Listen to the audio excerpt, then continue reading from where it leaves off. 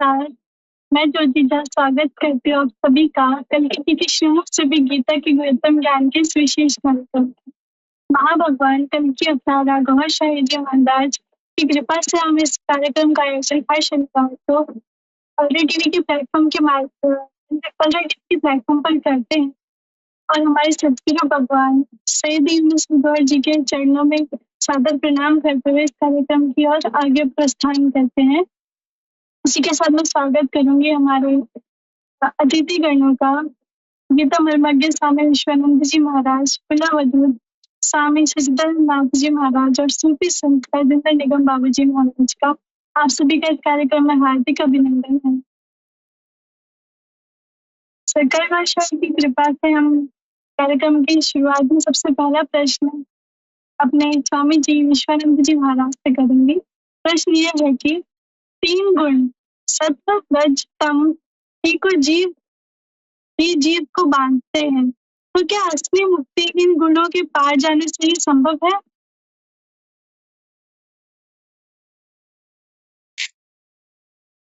सदगुरु के चरणों में आशीर्वाद लेते हुए अन्ना टीवी एडमिन टीम का भी आभार व्यक्त करते हुए वरिष्ठ संतों का स्वागत, वरिष्ठ संतों को नमन। बहन जी आपको भी बहुत बहुत धन्यवाद देते हुए आपके प्रश्नों की उत्तर की ओर आते हैं। हमारे जितने भी व्यूअर्स अभी देख रहे हैं और बाद में भी देखेंगे उसका भी तहे दिल से स्वागत करते हुए आपका प्रश्न के उत्तर और जा रहे हैं।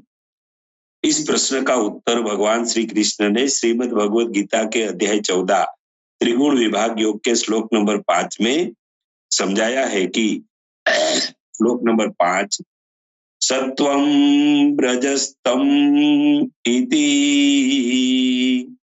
गुणाः प्रकृति संभवाः निबंधन्ति महाबाहो देहे देहीनमव्ययम्। इस श्लोक 5 में भगवान श्री कृष्ण सारी मानव जात को स्पष्ट रूप से समझा रहे हैं कि जीवात्मा को यानी कि सामान्य मनुष्यों को इस शरीर से हो रहे कार्यों और शरीर में उत्पन्न हो रहे सब भावों और इस दुनियावी सुख सुविधाओं में बांधने वाले 3 गुण सत्व रजस और तमस ही है। ये 3 गुण प्रकृति से उत्पन्न होते हैं। जब तक शरीर के साथ ये जीवन है तब तक उनके साथ जुड़ी प्रकृति और जीवात्मा भी कार्यशील रहेगा। प्रकृति का स्वभाव है 3 गुणों को उत्पन्न करना और जीवात्मा का स्वभाव है ये तीनों गुणों से प्राप्त सुख और मनोरंजन का भोग करते रहना। ये त्रिगुणी माया का खेल जब तक मनुष्य अच्छी तरह से समझ नहीं लेता है और जीवात्मा को आत्मिक स्थिति में लाके उनको आध्यात्मिक शक्तियों से शक्ति संपन्न नहीं कर लेता है, तब तक ये प्रकृति से उत्पन्न ये 3 गुणों के प्रभाव में जीवात्मा रहकर गुणों के भोगों के सुख और मनोरंजन वाले कार्यों करते करते बंधन में ही बंधा रहता है। आगे भगवान श्लोक नंबर 6 में इस जीवात्मा को सद्गुण भी कैसे बंधन में बांधता है मनुष्य जीवात्मा को, वे समझा रहे हैं कि श्लोक नंबर 6 तत्र सत्वं निर्मलत्वात् प्रकाश कमनामयम् सुख संगेन बंधाति ज्ञान संगेन चानघ। इस श्लोक में भगवान श्री कृष्ण समझा रहे हैं कि सत्व गुण निर्मल होने से वे मनुष्यों की बुद्धि को प्रकाशित करता रहता है। सत्वगुण दोष रहित होने से वे जीवात्मा को सुख और ज्ञान के संग में रखकर जीवात्मा को सुख और ज्ञान की प्राप्ति कराते रहता है और इसीलिए तो जीवात्मा ये सुख और ज्ञान की प्राप्ति का इच्छुक बना रहता है और मनुष्य की जीवात्मा को ये सद्गुण सुख और ज्ञान ये दोनों प्रकार के मजबूत भावों में सतत बांध के रखता है। सद्गुण भी मनुष्य जीवात्मा को बांध के रखता है सुख और ज्ञान में। इस प्रकार ये गुणों से उत्पन्न भावों में जीवात्मा बंधा हुआ रहता है। अब बहन जी ने प्रश्न में पूछा है कि क्या असली मुक्ति इन गुणों के पार जाने से ही संभव है? उसका उत्तर अब कल की अवतार इमाम मेहदी मसीहा रियाद गौर साई जी महाराज की ज्ञान की रोशनी में भी समझाया जा रहा है कि मनुष्य के शरीर में एक हृदय है जिसमें जीवात्मा और सब सहायक आत्माएं बंद होती है और वे सब नाभि में स्थित नाभि आत्मा के प्रभाव में ही रहकर सब प्रकार के नकारात्मक और बुरे कार्यों को ही करती रहती है। इसलिए ये नाभि आत्मा के प्रभाव से और 3 गुणों के प्रभाव से जीवात्मा और सहायक आत्माएं बंधन में रहती है।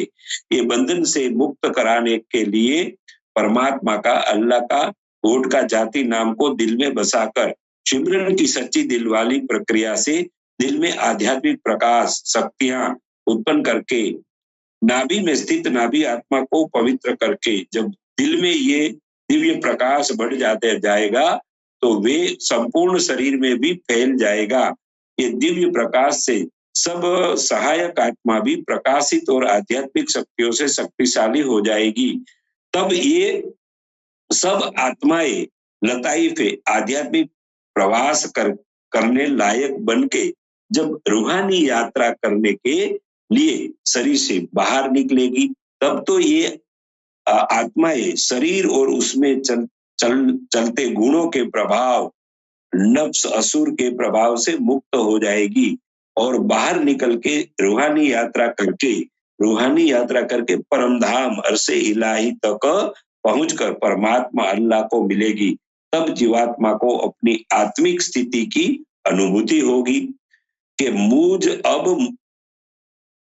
उसको आत्मिक अनुभूति होगी कि मुझ अब मुझे 3 गुणों शरीर से होने वाले सब कार्यों के खेल में फंसना नहीं है। वैसी ज्ञान की रोशनी जब आत्मा प्राप्त करके दिव्य परमात्मा का मिलन का अनुभव कर लेता है उसको ही जीवात्मा की असली मुक्ति समझना है। और ऐसी मुक्ति तब संभव होगी जब जीवात्मा ये शरीर और शरीर में चलते ये तीनों गुणों के प्रभाव से मुक्त होके बाहर निकल के प्रवास करके परमात्मा मिलन कर लेंगे तब ही असली मुक्ति का अनुभव संभव होगा, वरना संभव नहीं होगा। जी बहन जी स्वामी जी आपका बहुत बहुत धन्यवाद। बहुत ही सरल तरीके से भगवद गीता की रोशनी में आपने इस प्रश्न का उत्तर दिया है। अभी बढ़ते हैं अपने अगले प्रश्न की ओर जो है स्वामी सच्चिदानंद जी महाराज से। प्रश्न यह है कि रजोगुण बढ़ने पर चिंता तो आती है पर साथ ही मोह और बंधन भी जन्म लेते हैं। तो क्या यह प्रगति है या बंधन का एक और रूप? जी सदगुरु भगवान के चरणों में कोटिसा प्रणाम। आप सभी का हार्दिक स्वागत एवं अभिनंदन है। अभी तक भगवान कृष्ण ने स्वरूप समझ के कर्मयोग की बात की, कर्म को बतलाया कि कर्मयोग से भी उस परमात्मा से मिला जा सकता है। फिर भक्ति योग को समझाया कि उसके स्वरूप को समझ के समर्पण कर दो, भक्ति करो। और अब ज्ञान योग में सूक्ष्म तत्वों को समझाना चाह रहे हैं और जो साधक होगा वही इन तत्वों को ठीक से समझ पाएगा। अन्यथा आप पढ़ते जाएंगे ये रजोगुण है, ये तमोगुण है, ये सतोगुण है और इन गुणों से पार पाना है, मोटी मोटा यही समझ में आएगा। लेकिन करना क्या है, हम इससे पार पाएंगे कैसे, विचार तो इस पे करना है ना। तो पहले इन गुणों का स्वरूप समझें। प्रथमतः तो ये अपरा प्रकृति से निकले तीनों गुण हैं और इन तीनों गुणों से ही पूरे ब्रह्मांड में अष्टधा प्रकृति का निर्माण हुआ। तो तो ये पूरी प्रकृति, अष्टधा प्रकृति इन गुणों से प्रभावित है। इन गुणों से पार पाने पे ही अपरा प्रकृति को क्रॉस करेंगे आप, तब पुरुष तक पहुंचेंगे, उस परमात्मा तक पहुंचेंगे। तमोगुण मतलब अज्ञान, आलस्य और व्यर्थ की चेष्टाएं, जिसको शाक्त मधुकैटभ की संज्ञा देते हैं। कि अकारण वो निष्प्रयोज्य है, लेकिन फिर भी मधु की मक्खी की तरह, मधुकैटभ की तरह भन भन भन भन भन भन करते रहेंगे, निश्चय निष्प्रयोजन वो चेष्टाएं करते रहेंगे। रजोगुण का स्वभाव यह है कि राग मतलब इच्छा आपकी और आसक्ति, उस कर्म को करने का जो फल है उसमें बंधन, जो आसक्ति है, ये रजोगुण का स्वरूप है। और सतोगुण का स्वरूप का मतलब सम्यता आ गई, बैलेंस्ड हो गया। सुखे दुखे समय कृत्वा लाभा लाभो जय जय, न कोई दुख की चिंता है न सुख की चिंता है, ये साम्य अवस्था सतोगुण है। अब ये गुण करते क्या है, तो हम अगर अपने शरीर की संरचना को देखेंगे तो हमारे शरीर में 5 कोष हैं। अन्नमयी कोष, प्राणमयी कोष, मनोमयी कोष, विज्ञानमयी कोष और आनंदमयी कोष। इसी को अन्नमयी कोष को स्थूल शरीर कहते हैं और बीच के तीनों कोषों को मिला के सूक्ष्म शरीर होता है। और आनंदमयी कोष को ही हम कारण शरीर कहते हैं। हम अक्सर कहते हैं कि अलग जगह नाच हो रही थी, नृत्य हो रहा था, बड़ा मजा आया। ये जो मजा की प्रवृत्ति है, अगर ये मजा दुनिया में आ रहा है तो हमारे कारण शरीर का जो आवरण है वो इस मजे से आवृत्त हो जाएगा। परमानंद पाने के लिए जो अपना स्वरूप है, जो उस परमात्मा का स्वरूप है, उस आनंद को पाने के लिए इस इक्वेशन को बदलना, ये जो समीकरण है इसको चेंज करना होगा। कि हमको नृत्य में मजा आ रहा है तो उस नृत्य में मजा ना आए, चिंतन में मजा आए, मनन में मजा आए, उसके स्वरूप में मजा आए। तो इसको पलटना होगा। तो हम पलटेंगे कैसे? तो इसके लिए शास्त्रों में बताया गया है कि मनोमय कोष और विज्ञानमय कोष, मतलब मन और बुद्धि, इन पे काम करो। आध्यात्म जगत में मन को छोड़ देते हैं शरीर के साथ, केवल बुद्धि पे काम करते हैं। बुद्धि आपकी शुद्ध हो गई, प्रज्ञा में परिवर्तित हो गई, विवेक जागृत हो गया। बिना विवेक के वो परमात्मा मिलता नहीं। विवेक जागृत हो गया तो वो परमात्मा तक पहुंचा सकता है। तो इक्वेशन जो बदलना है वो मन और बुद्धि पे कार्य करके बदलना है। तो इसको बदलेंगे कैसे? इसी गुणों के आधार पे ही 4 वर्णों का वर्गीकरण हुआ। तमोगुण अगर है पूरी तरह तो वो शूद्र की स्थिति है, या उसको हम नफ्स अम्मारा भी कह सकते हैं। कल्ब सनोवर की भी स्थिति इसी को कह सकते हैं। और इस तमोगुण में थोड़ा सा रजोगुण आया तो ये वैश्य की स्थिति हो गई, अर्थात ये लब्बामा की स्थिति में आ गया और कल्ब सलीम हो गया। और इसी रजोगुण में सतोगुण अगर आ गया तो ये क्षत्रिय की स्थिति हो गई और हमारे नफ्स की स्थिति इल्हामा की हो गई, कल्ब मुनीब हो गया। और इसी स्थिति पे अर्जुन खड़े हैं, जिनको ये समझाया जा रहा है कि आगे करना क्या है, कैसे चलोगे। गीता के अध्याय 8 में ये बताया भगवान कृष्ण ने कि अधिभूत को साधोगे तो भी अधिदेव सध जाएगा। कहने का अर्थ है कि अगर या तो नफ्स के माध्यम से कल्ब को साध लो या कल्ब के माध्यम से नफ्स को साध लो। तो इस बुद्धि को बदलने के लिए बुद्धि पे जो प्रयोग करना है वो ज्ञान के बाद ही होगा, और अपने कर्मों में सजगता लानी पड़ेगी कि हम कोई भी कर्म करें तो उसके लिए सजग रहें, क्षेत्र के आधार पे भी, भाव के आधार पे भी और काल के आधार पे। ऐसा न हो कि हम साधना पे बैठे हैं और क्षेत्र तो है, साधना स्थल पे तो हम बैठे हैं और काल भी है, लेकिन हम भाव से नदारत हैं। भाव हमारा कहीं किसी बिजनेस में उलझा हुआ है। तो अगर इस तीनों को हम साध लेंगे तो धीरे धीरे हमारा वो इक्वेशन बदल जाएगा, वो समीकरण बदल जाएगा कारण शरीर का।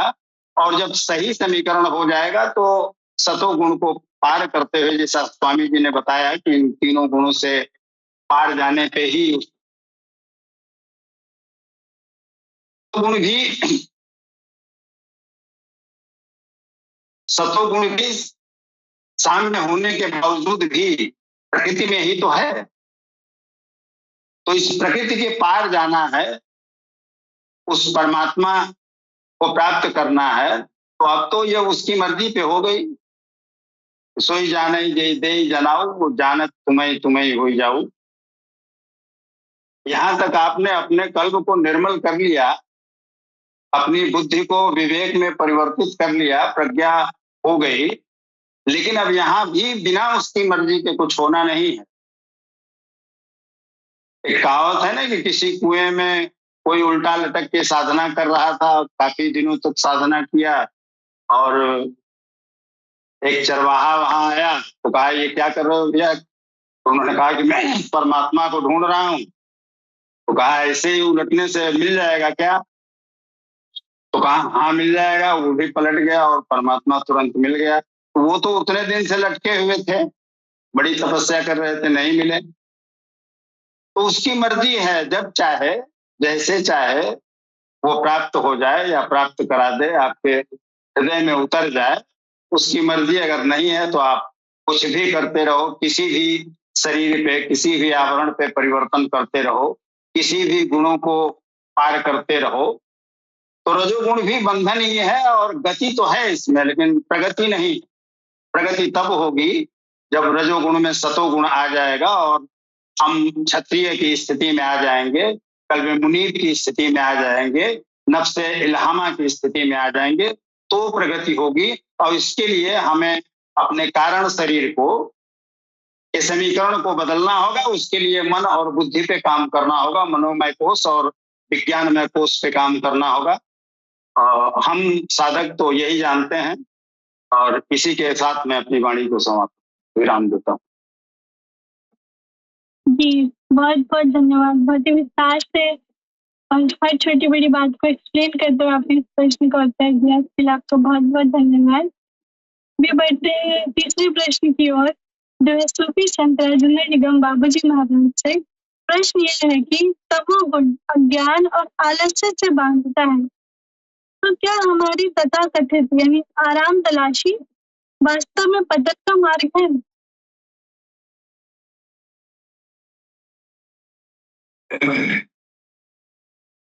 जैसे कि हमारे जो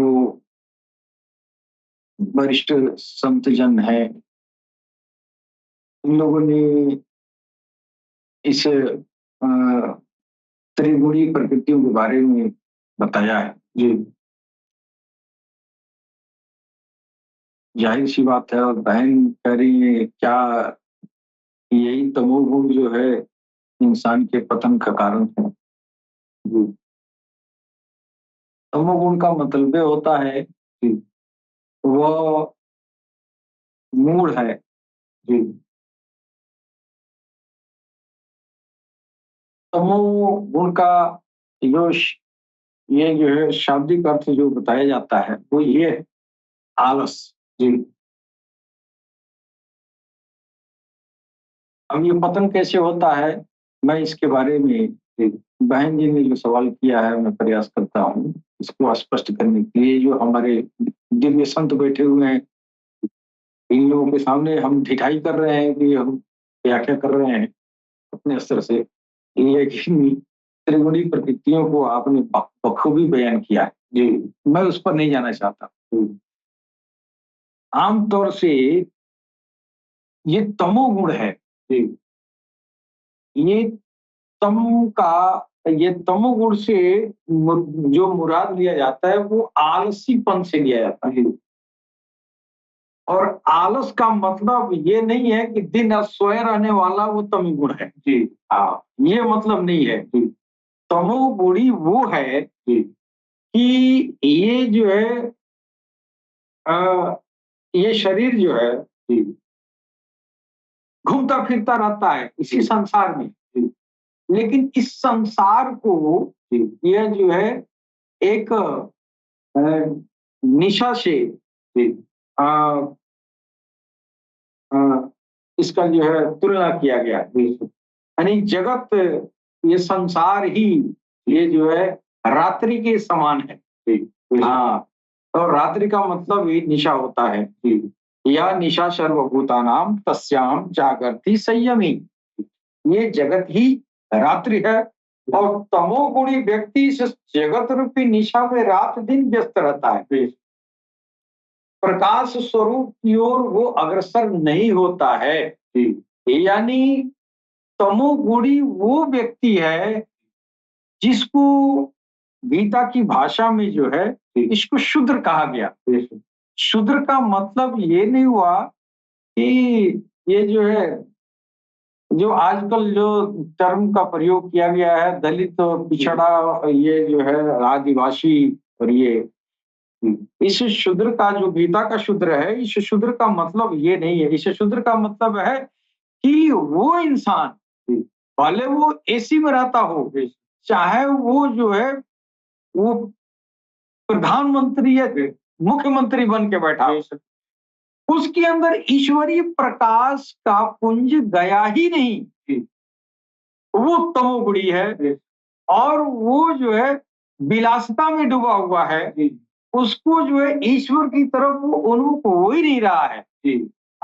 वो अपनी दुनिया में, स्वरचित दुनिया में घूमता है और स्वतः ही जो है अपना वो ऐसे बिना शासन अनुशासन के, इसे उसके ऊपर वो भूल जाता है कि हम किसी की कृति हैं और हमको किसी प्रयोजन से इस धरती पर भेजा गया है।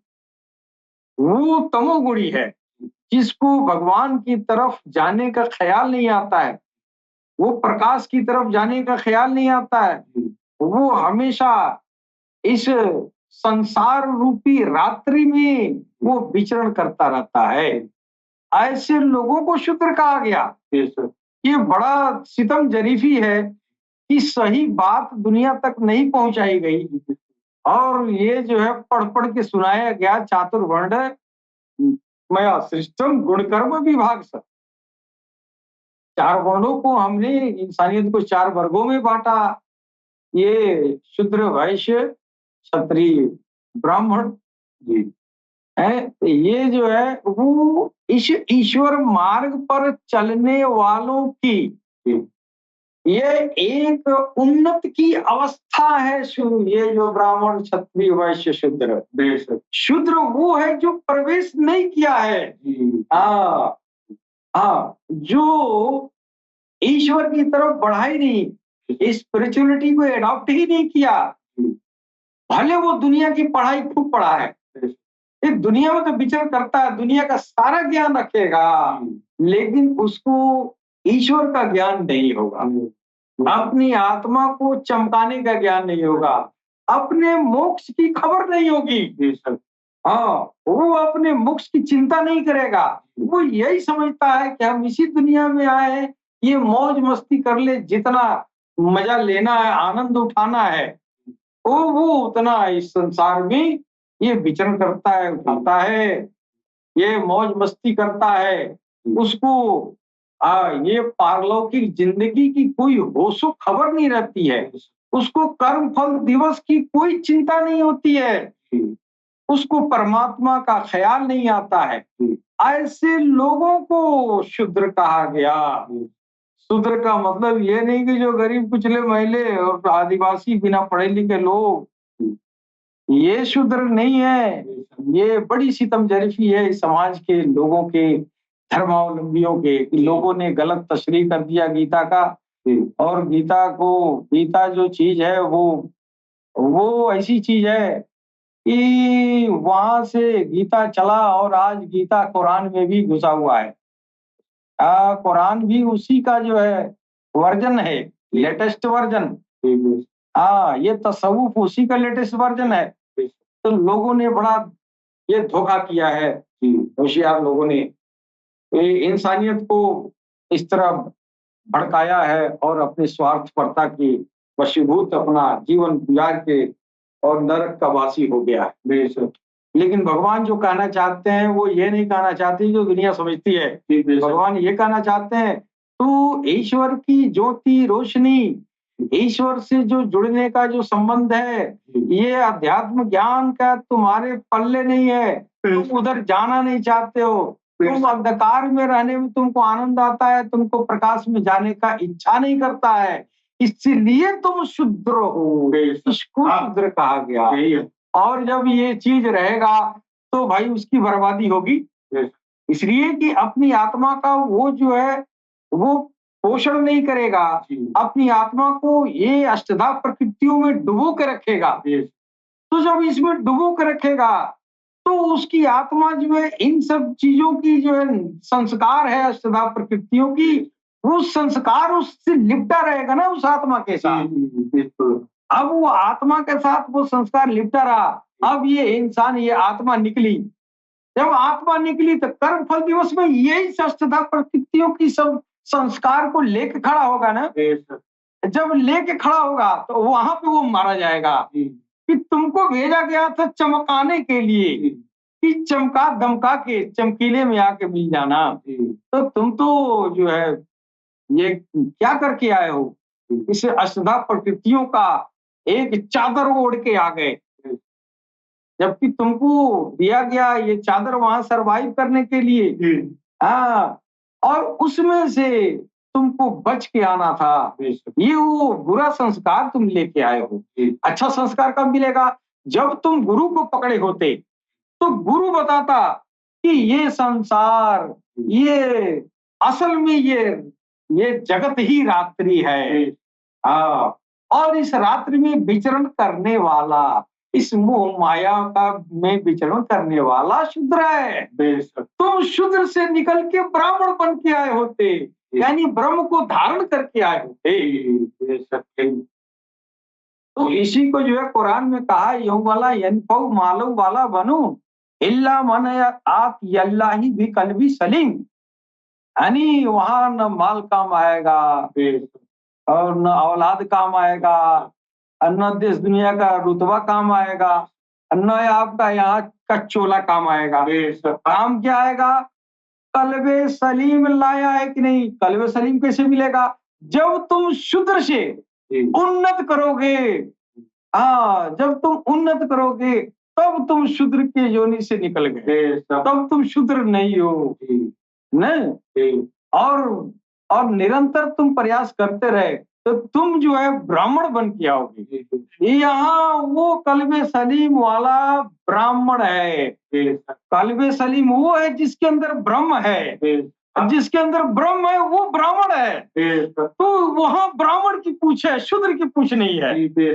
अब कोई ये न समझे कि ये जने वाला ब्राह्मण की बात कर रहे हैं, ये आदिवासी और जो ये दलित के नाम से जाने वाले ये शूद्र नहीं है। ये शूद्र, इसमें अगर आदिवासी जंगलों में रहने वाला है, कोई गुरु मिल गया तो उसको अंधकार से निकाल के प्रकाश में लेके चला गया, अब वो शूद्र कहाँ रहा?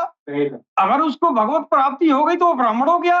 पहले वो जंगल में रहता है, पहले वो अपना जीवन यापन कहीं भी करता हो, किसी भी समाज में हो, ब्रह्म उसके अंदर आ गया, ब्राह्मण हो गया। इस ब्राह्मण की पूछ जो है कर्म फल दिवस के दिन होती है। जब वो ब्राह्मण बन गया, ये तमोगुण से ये जो है निकलकर उसके अंदर सतोगुण का ये प्रवेश हो गया, सतोगुण आ गया, तो वो सतोगुण जो है वो ब्रह्मणत्व का गुण है। सतोगुणी के अंदर ही ब्रह्म निवास करता है।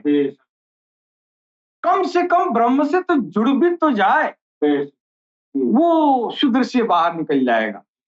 तो वहां पर उसी की पूछ है कि आप जो है सावधान हो के आए हैं कि नहीं, या सावधान हो गए हैं, चमकीला धमकीला हो गया है कि ईश्वर बड़ा चमकीला है, तो चमकीला में चमकीला जाएगा, मैला कुचला थोड़ी जाएगा। तो चमकेगा कब? जब सरकार गौहर साहिब जैसे गुरु मिल जाए, जिसको कहीं खोजने की जरूरत नहीं है, चांद में उसकी छवि लगा दी गई है। चांद में देखिए 3 बार राम राम कहिए, आप शूद्र से ब्राह्मण हो जाएंगे, इसमें कोई शक नहीं है। आप सिर्फ चांद को देखा, राम राम कहा, वो राम राम दिल में उतरा, उसकी अखंड संकीर्तन शुरू हुई, उस अखंड संकीर्तन से नूर बनना शुरू हुआ, उस नूर और ज्योति से ज्योतिर्मय हो गए। फिर ये चमकता दमकता हुआ ब्राह्मण बन के जाके मैसर में खड़ा होगा। अब ऐसा गुरु कहाँ मिलेगा? गौहर शाही को खोजने की जरूरत नहीं है, चांद में वो छवि लगी है, सूरज में लगी है, हैरत में लगी है, चांद तो सबको आंखों से दिखाई देता है। इन्हीं को तो कहा था हुजूर पाक ने, एक ऐसा वक्त आएगा, एक ऐसा दिन आएगा, तुम चांद में जैसे ये चांद देख रहे हो उसी तरह तुम अपने रब को देखोगे, जिसका चेहरा उसमें मौजूद है। वो उसी तरह विचरण किया धरती पर, लोगों ने उसी तरह देखा जैसे चांद को देखा, है कि नहीं? तो ये जो है शूद्र से निकलना पड़ेगा, अन्यथा हमारी अधोगति में हमारी आत्मा चली जाएगी और मेरी जिंदगी खराब हो जाएगी। अगर हम शूद्र बन के गए तो हमको शूद्र से ब्राह्मण बन के जाना है। ब्राह्मण तब बनेंगे जब गौहर शाही मिलेंगे, वरना अब तो ये कलयुग के दौर में चोला में कुछ और है, अंदर कुछ और है, क्या पहचान है कि हमको ब्राह्मण बना देगा? अब तो आसान तरीन कलयुग में ये भगवान की तरफ से ये करिश्मा है, चांद में वो चेहरा लग गया, वो सबका गुरु है। उसी से सबको मोक्ष प्राप्त होगा, वही मोक्षेश्वर है। इसी मोक्षेश्वर को मकेश्वर है कहा गया, वही मकेश्वर वो शिवलिंग है, उसी शिवलिंग में इस मोक्षेश्वर की तस्वीर है। अब तो जाहिर हो गया, चांद में देखिए सीधे वो बुलेट ट्रेन पे चढ़िए, दन से पहुंच जाइए वहां जहां आपकी मंजिल है, तेरा रब तेरे अंदर आ। जी बहन। जी, आपका बहुत बहुत धन्यवाद। जो समाज की सबसे बड़ी बुराई है, जो जातिवाद के नाम पर जो भेद होते हैं, इसका आपने यहाँ आध्यात्मिक मायना बताया है, गीता से और सरकार की तालीम से भी, जो इस जातिवाद को खत्म ही करती है और लोगों के दिलों में एकता और प्रेम को भी बसाती है। इसके लिए आपका बहुत बहुत धन्यवाद। अभी चलते हैं अगले प्रश्न की ओर, जो है स्वामी नित्यानंद जी महाराज। प्रश्न है कि तीनों गुण सत्व रज तम एक दूसरे पर हावी होते रहते हैं, तो क्या इंसान की असली पहचान किसी गुण से तय होती है या गुणों से परे कुछ और है?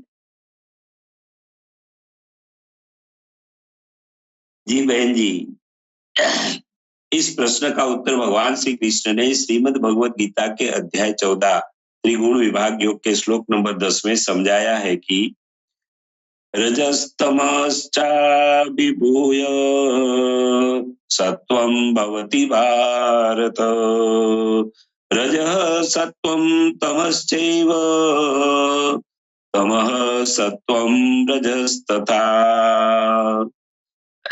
इस श्लोक में भगवान श्री कृष्ण सारी मानव जात को उनके मनुष्य जीवन में जीते जीते ये तीन गुणों सत्व रजस और तमो गुणों के रूप में है, ये तीनों का खेल कार्य मनुष्य जीवन में कैसे उभरता है और उनका प्रभाव मनुष्य के जीवन में कैसे पड़ता है, वे सुंदर तरीके से समझाया है कि रजोगुण और तमोगुण को दबाकर सत्वगुण बढ़ पाता है, वैसे ही सत्वगुण और तमोगुण को दबाकर रजोगुण बढ़ पाता है, ठीक वैसे ही सद्गुण और रजोगुण को दबाकर तमोगुण बढ़ पाता है। ऐसे दो गुणों को दबाकर ही कोई एक गुण मनुष्य के जीवन में बढ़ पाता है। ऐसा होना एक स्वाभाविक प्रक्रिया माना गया है। इस नासूती दुनिया में सामान्य प्रकार के लोगों तो दूसरे लोगों के गुणों को देख के ही उनकी सामान्य पहचान कर लेते हैं।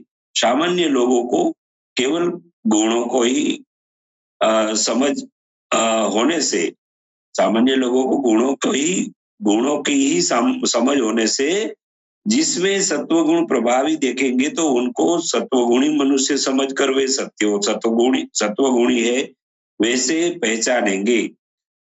जिसमें रजोगुण प्रभावी देखेंगे तो उनको रजोगुणी मनुष्य समझकर वे रजोगुणी है वैसे पहचानेंगे, और जिसमें तमोगुण प्रभावी देखेंगे तो उसको तमोगुणी मनुष्य समझकर वे तमोगुणी है वैसे उनको पहचानेंगे।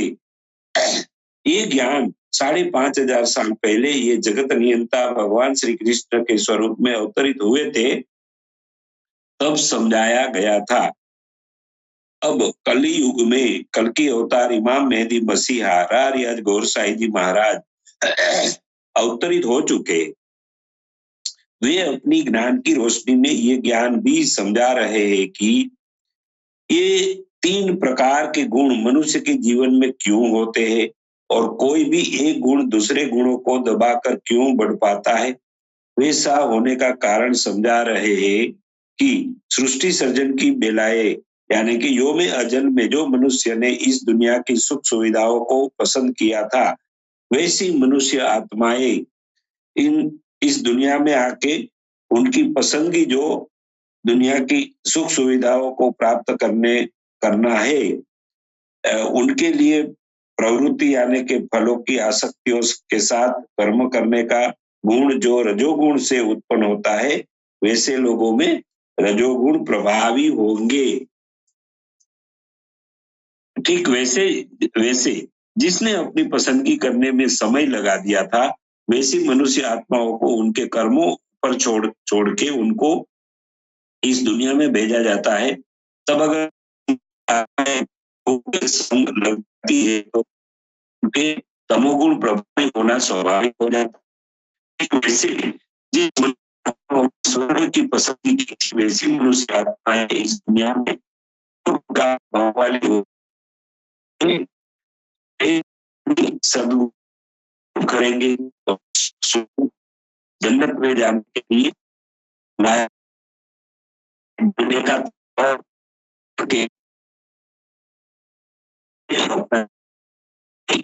आत्माएं जन्नत में पहुंच के कम होना और वे एक ही में कभी भी ये गुणों का बढ़ना कम हो जाए, वे जगत में इस दुनिया में ताकि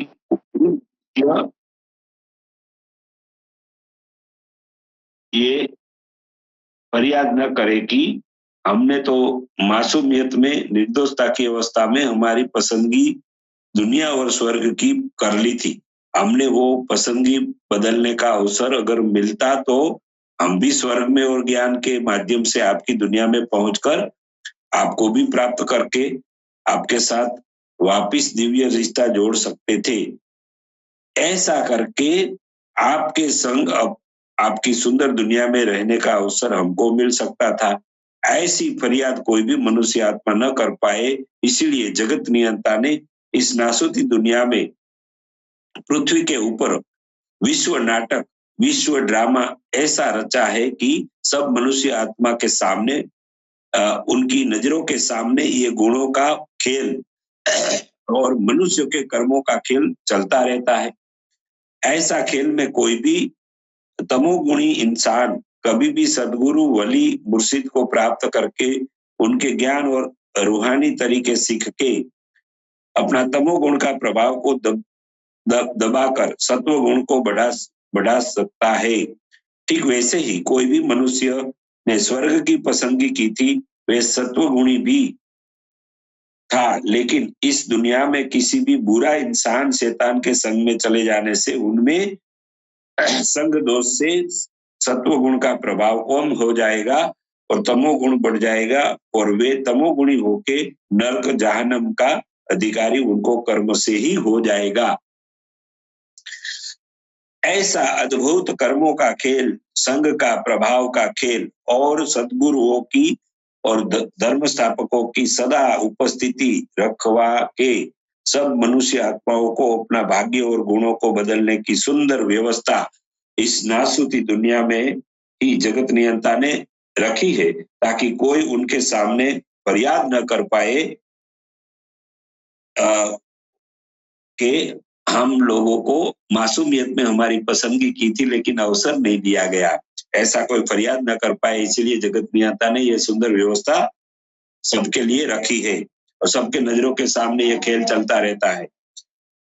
ज्ञानी लोग और जगत नियंता की नजरों में तो मनुष्य की असली पहचान उनकी आत्मिक स्थिति के अनुसार तय होती है, नहीं कि उनके गुणों के प्रभाव से। कोई भी मनुष्य अनन्य भक्ति करके अपने आत्माओं को शक्तिशाली करके जगत नियंता को प्राप्त कर सकते हैं।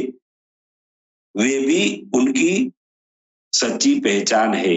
यानी कि मनुष्य में जो शक्ति दी गई है, क्षमता दी गई है कि आपकी क्षमता के, आपके पुरुषार्थ से आप मेहनत करोगे, शक्तिशाली बना के, यात्रा करा के, परम धाम तक, अरसे इलाही तक ले जाके आप परमात्मा को मिल सकते हैं। ये उसकी आत्मा की असली पहचान है, नहीं उसकी पहचान। जी बहन जी।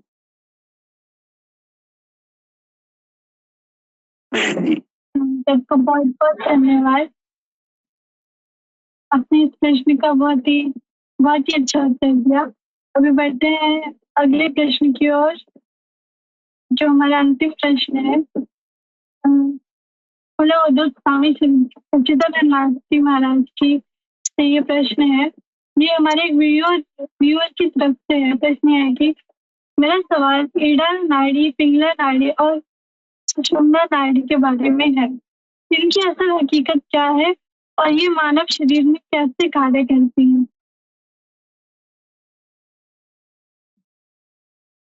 जी, अभी हम लोग 3 गुणों की बात कर रहे थे। तो हमारे शरीर में 72,000 नाड़ियों में 3 नाड़ियां भी वही प्रमुख स्थान रखती हैं।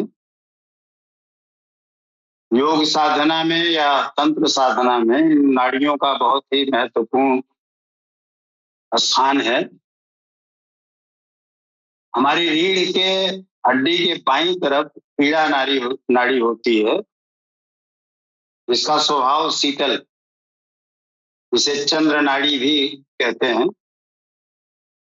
और रीढ़ के दाहिनी तरफ पिंगला नाड़ी है, जो उष्ण तत्व की धारक है, जिसे सूर्य नाड़ी भी कहते हैं। और रीढ़ के ठीक मध्य में सुषुम्ना नाड़ी है, जिसे ब्रह्म नाड़ी भी कहते हैं। सारे साधक इस सुषुम्ना नाड़ी के माध्यम से ही सहस्रार तक जाते हैं, क्योंकि ये दोनों नाड़ियां 5 जगहों पे 8 की तरह क्रॉस करते हुए आज्ञा चक्र पे आके चंद्र नाड़ी दाहिनी तरफ से आके बाएं नाक में और सूर्य नाड़ी बाएं तरफ से आके दाहिने नथुने में समाप्त हो जाती है। तो एक त्रिवेणी तो मूलाधार पे बनती है और एक त्रिवेणी आज्ञा चक्र पे बनती है। एक युक्त त्रिवेणी है, एक मुक्त त्रिवेणी है। यहीं से सारे व्यवधान समाप्त हो जाते हैं। इस आज्ञा चक्र के बाद केवल सुषुम्ना नाड़ी ही उस सहस्रार तक जाती है। इसी सुषुम्ना नाड़ी के मूल पे 4 दलों का कमल है, जो 4 मातृकाओं को धारण किए हुए है, 4 बीजों को धारण किए हुए है। और इसके केंद्र में भी एक बीज है, लंग बीज, जो पृथ्वी तत्व का बोध कराता है। ये दोनों नाड़ियां स्वाधिष्ठान चक्र पे एक दूसरे को क्रॉस करके अपनी दिशा को बदल देती हैं। वहां दूसरा चक्र होता है जिसपे 6 दल होते हैं, उस पे 6 मातृकाएं होती हैं और केंद्र में एक बीज होता है, वंग बीज, अमृत बीज, या उसे जल तत्व भी कह सकते हैं। पंच महाभूत ही हमारे इन केंद्रों पे अवस्थित है। उसके आगे पुनः ये अपनी दिशा को बदलते हुए मणिपूरक चक्र पे पुनः क्रॉस करती हैं। वहां 10 दलों का पद्म है, 10 मातृकाएं हैं, 10 शक्तियां हैं। उसके ऊपर जाती हैं, फिर अनाहत चक्र को क्रॉस करती हैं, वहां फिर यूं ऐसे निकल के ऊपर जाती हैं और आज्ञा चक्र पे आके इधर से दोनों नीचे नथुनों पे आ जाती हैं। तो हम लोग साधना में जब बैठते हैं तो आसन शोधन दिग्बंधन के बाद नाड़ी शोधन का विधान, वो इसी नाड़ियों को शोधन करने का विधान होता है। जिसे हम प्राणायाम के द्वारा कोई भी नाड़ी चल रही हो तो उसको बंद करके सुषुम्ना नाड़ी में श्वास को ले जाते हैं। जब ये नाड़ी में श्वास जाती है तब ये कुंडलिनी शक्ति ऊर्ध्वगामिनी होती है और उन चक्रों की मातृकाओं को क्रॉस करते हुए उस अनाहत चक्र तक जाती है। ये साधना का क्रम है और दोनों क्रमों में, चाहे वाम मार्गी की साधना में इन 3 नाड़ियों का महत्वपूर्ण रोल है या योग की साधना में भी। एक व्यूअर इसको जान के क्या करेगा, ये तो गहनतम चीज है। ये तो मैं बहुत ऊपर ऊपर बता रहा हूं। इसको बताना हो तो हम लोग करने में 4 घंटे लगते हैं। खेल तो इन नाड़ियों पे ही है। ये सुषुम्ना नाड़ी ही आपके गीता की द्रौपदी है, इसीलिए उसको यज्ञ सैनी कहा गया। अग्नि से उत्पन्न हुई तो इसको अग्नि नाड़ी भी सुषुम्ना को कहते हैं। तो शक्ति का संचार इसी नाड़ी के द्वारा होता है। मूलाधार से वो शक्ति सहस्रार तक जाती है और सहस्रार से पुनः आनंदित होके मूलाधार पे आके बैठ जाती है। त्रिभुजा सार्ध त्रैवलयाकार, मतलब 3.5 फेरा करके उस ब्रह्म द्वार को बंद करके मुख से विश्राम करती है। तो उसी का आरोहण और अवरोहण यही साधना का मुख्य कार्य है और इसको करने के लिए तमाम सारी पद्धतियां हैं। आसन शोधन, दिग्बंधन, प्राणायाम, मातृका न्यास, कला मातृका न्यास, कंठादि मातृका न्यास, फोड़ा न्यास, तमाम तरह के न्यास हैं। उन न्यासों को करने के बाद उस शक्ति को आप टच करेंगे ना। तो ये बिना दीक्षा के तो ये संभव नहीं है। सिर्फ 3 नाड़ियों को आप जान के क्या कर पाएंगे। उन नाड़ियों का रोल क्या है बस इतने आप जान सकते हैं, लेकिन उसको क्रियान्वित तो आप नहीं कर सकते ना। क्रियान्वित करने के लिए किसी न किसी सदगुरु से दीक्षा लेनी होगी जो उस प्रकृति को ठीक से जान चुका हो, उस शक्ति को पहचान चुका हो, उस परा प्रकृति से साक्षात्कार हो चुका हो। वो पहुंचाएगा ना उस परा प्रकृति तक। और जब उस परा प्रकृति तक या आद्या तक या उस कृष्ण तक, उस काली तक आप पहुंच जाएंगे तो परमात्मा तक पहुंच ही जाएंगे। क्योंकि काली ही तो अधिष्ठात्री है गैर की। काली मतलब क्या, कृष्ण मतलब क्या, काला। तो काले जो काली क्षेत्र की एनर्जी है वही तो काली है। तो जिसको सब लोग देख रहे हैं उस सिलसिले से तो बहुत सारे लोग आए। ये गैब की तरफ से जो जिसको कोई नहीं जानता, अंधकार में है, वहां की जो एनर्जी है वो काली है ना। तो यहाँ आलमे गैब तक पहुंचना है इन नाड़ियों के माध्यम से।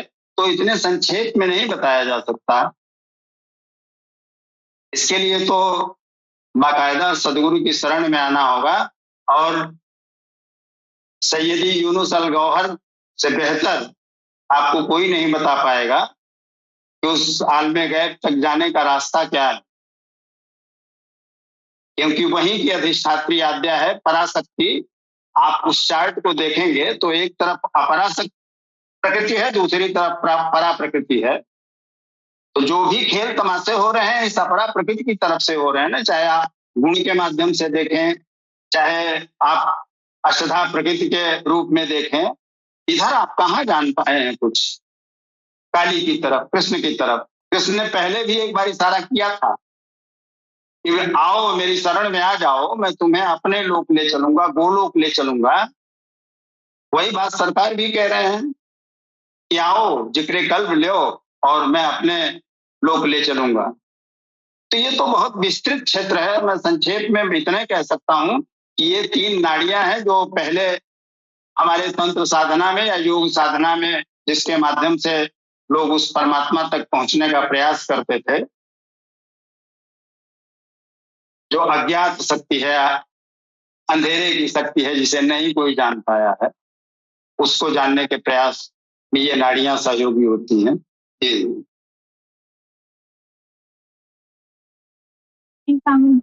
आप सभी चिंता करने को बहुत बहुत धन्यवाद। आपका भी बहुत धन्यवाद। मैं आशा करती हूँ कि जिन व्यूअर के सवाल था उनको उनका जवाब मिल गया होगा। उनके लिए मैं इसलिए कि अगर उनका कोई और भी सवाल हो तो जरूर पूछें यहाँ टीवी के प्लेटफॉर्म पर। और हमारे अभी जो सिस्टर है उनके मन में भी कोई भी क्वेश्चन हो तो टीवी पर अपने सवाल को जरूर भेजें। भी सवाल पूछना आपका हक है। और भी एक मैसेज देना चाहूंगी कि सरकार को एक मैसेज यूनिवर्सल है, हर दीन धर्म हर जाति के लोगों के लिए है, सबको समान अधिकार है, सभी के लिए एक जैसा ज्ञान है यहाँ पे।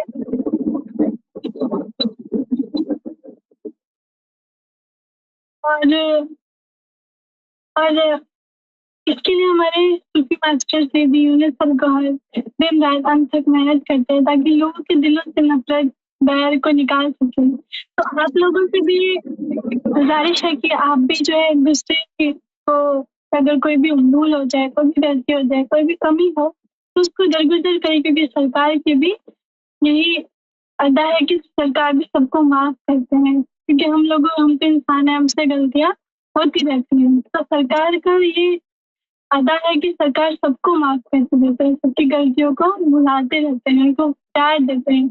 जो जितनी गलती करता है उसको उतना प्यार देते हैं ताकि वो जो इंसान है, जो उनका शिष्य है, वो ये सोचे कि मैं गलती क्यों कर रहा हूँ, सरकार फिर भी मुझे प्यार करे, क्योंकि वो प्यार करना बंद ना कर दे। इस डर की वजह से वो गलतियों से छोड़ देता है, उन गलतियों को छोड़ देता है। तो प्यार से वो सबको बदल रहे हैं, सबके दिलों को बदल रहे हैं।